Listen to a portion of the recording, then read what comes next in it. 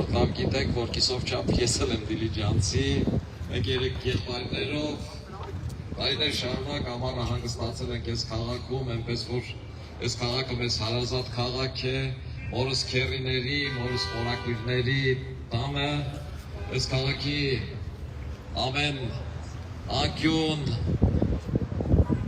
անկյուն ու ամեն տուն գիտենք, իհարկե հիմի շատ է փոխվել քաղաքը, տեսքն է փոխվել եւ պակասո դրական։ Սիրելի դիլիջանցիներ, նախ շատ շնորհակալ եմ հյուրընկալության համար, շատ շնորհակալ եմ Զաքարին, որ Մինսկից եկե հասել է այստեղ իր հարազատին դիմավորելու համար, շնորհակալ եմ ձեզ ժողովուրդ ջան, որ հարազատի նման ընդունեցիք մեզ ճանապարհի սկզբից ուղեկցեցիք մինչև այստեղ։ Սիրելի ժողովուրդ, մենք մասնակցում ենք ընտրություններին Հայաստանի տնտեսությունը ոտքի հանելու, Հայաստանի բանակը սպառազինելու նպատակով։ Մենք ցանկացած տեղ հանդիպումների որ գնում ենք, փորձում ենք նաև լսել մարդկանց, հասկանալ, թե կոնկրետ տեղի, կոնկրետ բնակավայրի, փոքր գյուղից սկսած մինչև խոշոր քաղաք, ինչ պրոբլեմ ունի, որ ինքը համարում է մեծ, եւ փորձենք մեր իշխանության լինելու պարագայում լուծել նաեւ այդ խնդիրները։ Սիրելի ժողովուրդ, այ Մեղրի եզրային գյուղերից, Լեռնաձորից սկսած մինչև Շիրակի մարզի եզրային գյուղերը հանդիպումների ընթացքում մեզ մի բան են հարցրել անընդհատ վերջում, իսկ ինչ եք կարծում։ Խաղաղության այս համաձայնագիրը, որ ստորագրվել է, այս խաղաղությունը կմնա հավերժ, թե այդ խաղաղությունը կխախտվի։ Սիրելի ժողովուրդ, մեզանից յուրաքանչյուրը գիտի, որ որևէ փաստաթուղթ խաղաղություն չի ապահովելու։ Փաստաթուղթը լավ բան է, նա որոշակի ժամանակով խնդիր լուծում է եւ Փառք օգոստոսի 8-ին ստորագրված փաստաթղթից հետո Հայաստանի սահմաններին չի կրակվել եւ Հայաստանի սահմաններին զինվոր կամ սպա չի զոհվել։ Բայց որպեսզի խաղաղությունը հարատև դառնա, մենք պետք է սպառազինենք մեր բանակը, մենք պետք է հզորացնենք մեր տնտեսությունը։ Բանակը սպառազինելու համար աշխարհի որևէ երկիր չի գալու ու մեզ գումար չի բերելու տա, որ ասի սիրելի հայեր, այ այս գումարը վերցրեք ու ձեր բանակը սպառազինեք։ Մենք ինքներս պիտի կարողանանք սպառազինել մեր բանակը, իսկ փողը որտեղից այս հարցին ու այս հարցին պատասխան տալու ու այս հարցի լուծման համար է հիմնականում, որ մենք գնում ենք ազգային ժողով։ Սիրելի ժողովուրդ, մենք համարում ենք, որ Աստված մեզ չի նեղացրել, որ մեր երկիրը ունի հանքային ռեսուրսների ահռելի պաշար, որ մեր լեռներում բղինձ, արծաթ, ոսկի, մոլիբդեն կա, որ մեր սարերը լի են քաղցրահամ ջրերով եւ որ այդ հայ մարդը աշխատասեր է, մենք ունենք մարդկային ու գիտական ահռելի ռեսուրս եւ եթե այդ ռեսուրսները ամբողջությամբ միավորենք, մենք կարող ենք մեր տնտեսություն, մեր բյուջեն բազմապատկել, կրկնապատկել, կառապատկել, հնգապատկել եւ 5 տարի հետո ունենալ մինչև 45 միլիարդ բյուջե, որը 2 անգամ ավելի է Ադրբեջանի բյուջեից։ Եվ հավատացնում եմ ձեզ, որ միայն այդ դեպքում է, որ Ադրբեջանի նախագահը կգա ու կստորագրի խաղաղության համաձայնագիրը, որ մեր հետ չի խոսի անկլավներից, որ մեր հետ չի խոսի սահմանադրության հանրաքվե անելուց, որովհետև կհասկանա, որ պատերազմի պարագայում ինքը գոնե համազոր վնասներով հակահարված կստանա եւ այդ կդառնա անհնարին։ Բարեբախտաբար այս օգոստոսի 8-ից ստորագրված փաստաթղթից հետո որոշակի ժամանակ խաղաղություն է ընձեռնվել եւ բարեբախտաբար այդ խաղաղությունը նաեւ միջազգային հանրությունն է սպասարկում եւ այդ խաղաղության ժամանակամիջոցից մեզ պետք է օգտվել։ Սիրելի ժողովուրդ, ես կարող եմ ժամերով ներկայացնել, թե մեր հանքավայրերը ինչպես են շահագործվում, ինչ հնարավորություններ ունեն, օրինակ Հայաստանում կա 3 միլիարդ տոննա գունավոր մետաղներ պարունակող հանքանյութ, որից 2 միլիարդը քաջարանում է։ Մենք այդ քաջարանում կարող ենք տարեկան մինչև 1 միլիոն տոննա խտանյութ ստանալ, բայց այսօրվա դրությամբ ստանում ենք ընդամենը 200-220 հազար տոննա, օգտագործում ենք հանքավայրի 20-25%-ը։ Մեր լեռներում կա 7-4 միլիարդ խորանարդ մետր ջուր գարնանձնալին, բայց բոլորս գիտենք, որ հունիս ամսին գյուղացին ջրի խնդիր ունի, քաղաքացուն էլ վիոլա ջուրն է ասում, որ գիտես ինչ ջուր հավաքեք, որտեղ ջրերն անջատելու են։ Մենք առաջարկում ենք Հայաստանում ստեղծել ջրամբարներ, որի միջոցով գոնե այդ 7-4 միլիարդից 5 միլիարդը կարող ենք կուտակել եւ այդ 5 միլիարդից 3 միլիարդը տանք մեր ժողովրդին, թող լի օգտագործեն, թող սորակի տակ ձմերուկ սառեցնեն, թող գյուղացին օգտվի ինչքան ուզում է, այն 2 միլիարդը վաճառենք։ Ասեմ ձեզ, որ այդ 2 միլիարդը եթե Իրանին վաճառենք անգամ 50 ցենտով, դա 1 միլիարդ դոլար գումար է անում, որը բանակի վրա դնելու պարագայում, բանակի բյուջեի վրա ավելացնելու պարագայում, բանակի բյուջեն կդառնա 2 միլիարդ եւ 2 միլիարդի պարագայում արդեն խնդրի լուծումը, արդեն Ադրբեջանի հետ բանակի համազոր ունակությունների հնարավորությունը կավելանա։ Այստեղ տեսա բազմաթիվ նկարներ, որ իմ ազգակիցները բերել էին մեծ եղբորս Վազգենի։ Վազգենն ինչ էր ասում էր ժողովուրդ ջան, Հայաստանի անկախությունը անմեկնաբանելի արժեք է, Հայաստանի անկախությունը բացարձակ արժեք է, այն սակարկման ենթակա չէ։ Վազգենն անդադ ասում էր, պատերազմն ավարտված չէ, մտածեք այս երկրի մասին, եւ ասում էր մեր բանակ, որ գնում են վարչապետ, գնում են որպեսզի տնտեսությունը հասցնի բանակին, որ կարողանանք սպառազինել մեր բանակը։ Վազգենի այդ ասածներից հետո, սիրելի ժողովուրդ, մի խնդիր է, որը միշտ իր մայից հետո անընդհատ կանգնել է այս երկրի առաջ։ Դա Հայաստանի Հանրապետության տնտեսության ոտքի հանելն է, Հայաստանի Հանրապետության բանակի սպառազինելն է։ Մենք գնում ենք ազգային ժողով աշխատելու։ Մենք գնում ենք ազգային ժողով օրենսդրական նախագծեր տանելու, մենք գնում ենք ազգային ժողով Հայաստանի տնտեսությունը ոտքի հանելու, մենք գնում ենք ազգային ժողովում չաշխատող, ոչինչ չանող, ամեն օր իշխանափոխությունից խոսող ու աշխատավարձ ստացող խմբիմությանը փոխարինելու։ Մենք իսկապես գնում ենք այնտեղ աշխատելու, սիրելի ժողովուրդ։ Եվ մեր ազգային ժողովում լինելը փոխելու այդ ազգային ժողովի թե պատկերը, թե խոսակցության թեման։ Մենք որևէ մեկին չենք վիրավորելու, մենք օրենքների նախագծեր ենք ներկայացրելու, ու այդ իրար հողատու դավաճանասողները ստիպված են լինելու մեր ներկայացրած օրենքներին կամ այո ասեն, կամ ոչ ասեն։ Այսինքն մենք փոխելու ենք այն նկարագիրը, սիրելի ժողովուրդ, ինչը կա մեր ազգային ժողովում։ Մեր ազգային ժողովում լինելը նաև չափից ավել կարևոր է այն հանգամանքի վրա,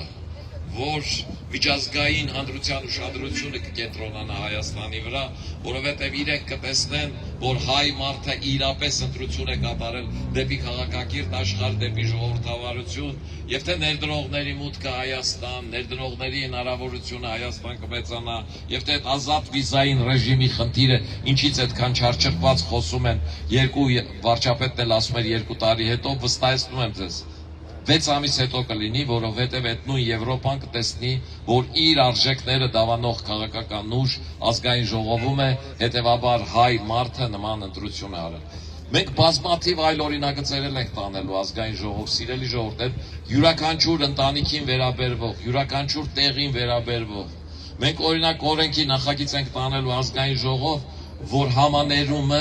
համաներումը դառնա պարտադիր։ 5 տարին մեկ կամայական չլինի, որ որևէ իշխանություն ինքը չորոշի համաներում անում է թե չէ, 5 տարին մեկ այդ համաներումը պարտադիր անեն, թեթևացնեն այդ բանտային պայմանները, մարդկանց ամեն փոքր բանի համար պարտադիր կալանք չտան։ Մենք նաև ասեմ սովորական բան, մենք օրենքի նախագիծ ենք տանելու նաև այդ հոգեհացի, գերեզմանների եւ այլնի հետ կապված։ Մեր ժողովուրդը մրցակցության մեջ է այդ ամեն ինչի մեջ, չկա ընտանիք, որ այդ խնդրի հետ շփված չլինի ու մարդը իր վիշտը դառը թողած հոգեհացի խնդիր է լուծում, հետո գերեզմանինը կողքի գերեզմանից փուճուր չլինի, բերեմ ավել ծախսանեմ, որ չասեն ամոթե, այս ամեն ինչը պիտի օրենքով կարգավորվի ու այս խնդիրները պիտի լուծվի, ժողովուրդ ջան։ Մենք նաև այս խնդիրներն ենք տանելու ազգային ժողով ու նման խնդիրներ ենք բարձրացնելու, որ մարդկանց փոքր հարցերից մինչև մեծ հարցեր կարողանանք իրավական եւ օրենսդրական առումով լուծումներ տալ եւ սահմաններ դնել։ Մենք գնում ենք ծառայելու ձեզ, սիրելի ժողովուրդ։ Դուք գիտեք, որ ես 3 անգամ ազգային ժողովի падգամավոր եմ ընտրվել, 2 անգամը մանդատ ընդհանրապես չեմ վերցրել, համարել եմ կեղծած։ Ես չեմ եկել այստեղ, որ խնդրեմ, որ ինձ մանդատ տաք, որ ես падգամավոր դառնամ։ Падգամավոր դառնալը ինձ շատ քիչ է հետաքրքրում։ Ես այդ 3 անգամից միայն երբ դաշինքի ժամանակ է, որ մանդատը վերցրել գնացել եմ։ Ու հիմա եկել եմ ու ասում եմ քվեարկեք 11 համարի օգտին, որովհետև շատ եմ ուզում, որ Հայաստանի Հանրապետությունը ապագա ունենա, որ այս երեխեք ապրեն Վազգենի ասած ազատ, ինքնիշխան ու անկախ երկրում, որ մեզ չթելադրեն, թե դուք ես պիտի անեք, եմ պիտի անեք, որ Հայաստանն ունենա ինքնուրույն բանակ,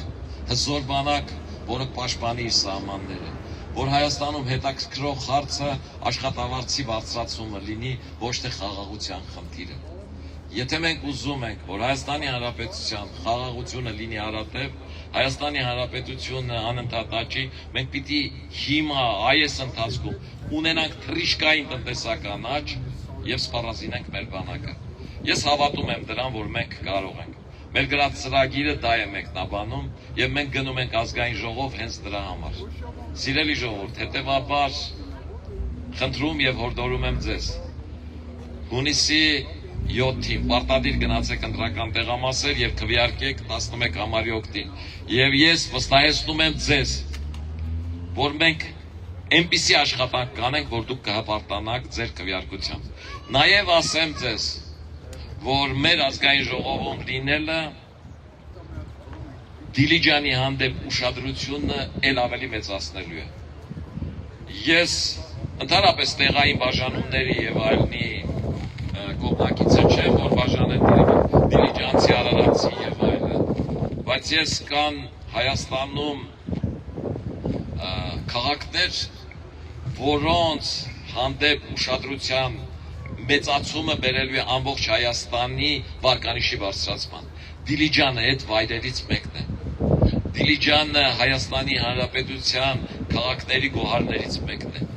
Դիլիջանը չնաշխարհիկ է իր բնությամբ, Դիլիջանը չնաշխարհիկ է իր օդով, Դիլիջանը ահռելի հնարավորություններ ունի տուրիզմի, Դիլիջանում պետք է բերել այնպիսի ոլորտներ աշխատատեղ բացելու համար, որոնք նոր տեխնոլոգիական են, որոնք վերաբերվում են արհեստական ինտելեկտին, որոնք վերաբերվում են չիպերի հավաքմանը, որոնք վերաբերվում են նոր տեխնոլոգիական սարքավորումների ձևավորմանը, գիտական մտքի ոլորտների, որովհետև այստեղ մաքուր օդ է։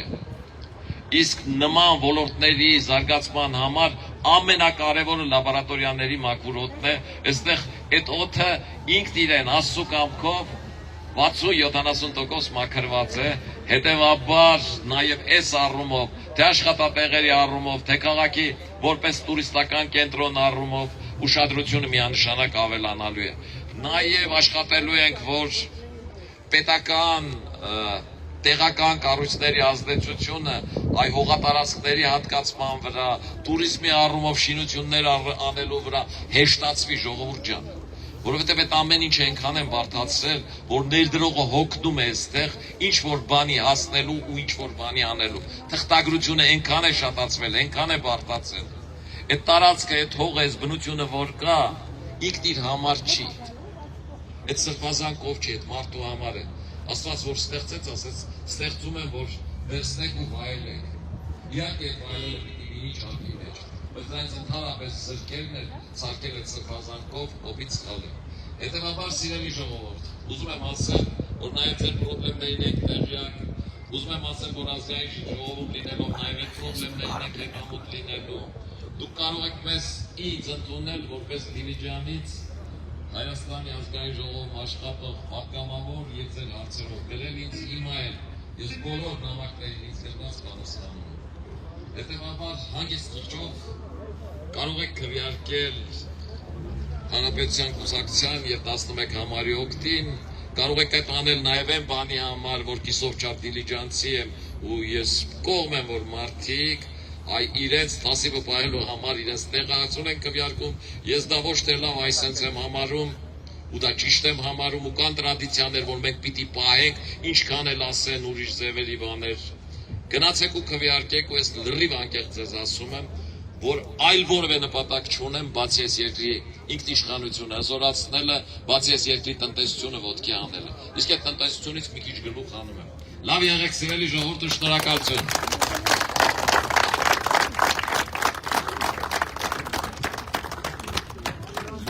Եվ ուրես գետ։ մի բարեկամ եք դու ես։ Հունիսի 7-ին երեխաների, ապագայի ու Հայաստանի համար քվյաթերթիկ համար 11 Հանրապետություն կուսակցություն Արամ Զավենի Սարգսյան